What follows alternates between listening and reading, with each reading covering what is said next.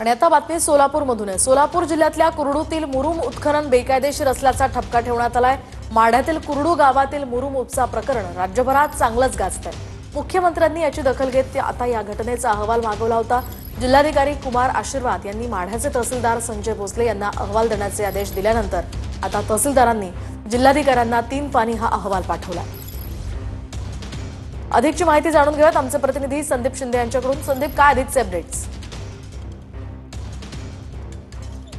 मोहिनी, ज्या पद्धतीने आपण जर पाहिलं तर राज्यभरामध्ये मुरुम उपसा प्रकरण कुरडूचं गाजतंय। ज्या पद्धतीनं देवेंद्र फडणवीस राज्याचे मुख्यमंत्री असलेल्या देवेंद्र फडणवीस यांनी या मुरुम उपसा प्रकरणाची कुरडूच्या दखल घेतली होती। त्यानंतर जिल्हाधिकारी कुमार आशीर्वाद यांना अहवाल सादर करण्याच्या सूचना दिल्या होत्या। त्यानुसार माढा तहसील प्रशासनाच्या माध्यमातून जो आहे तो अहवाल जिल्हाधिकारी कुमार आशीर्वाद यांना पाठवण्यात आलेला। या अहवालाची प्रत टीव्ही यांच्या हाती लागली असून हा अहवाल जो आहे तो या अहवालात स्पष्टपणे कुरडूमध्ये झालेला मुरुम उपसा हा बेकायदेशीर आणि विनापरवाना असल्याचा ठपका जो आहे तो या अहवालातून मांडण्यात आलेला आहे। आपण जर पाहिलं तर या अहवालात म्हटलंय की 31 ऑगस्टला कुरडूचे ग्राम महसूल अधिकारी जे आहेत ते घटनास्थळी गेले होते, मात्र तिथं सरकारी कामात अडथळा आणला आणि गावच्या नागरिकांनी जे आहे तो मज्जाव केला कारवाईस। मात्र त्यानंतर जी वेगवेगळ्या पद्धतीची माहिती आली दादाराव माने या नक्कीच संदीप, या संदर्भातले अपडेट्स घेत राहणार आहोत। तुर्तास धन्यवाद दिलेल्या या सविस्तर माहितीसाठी।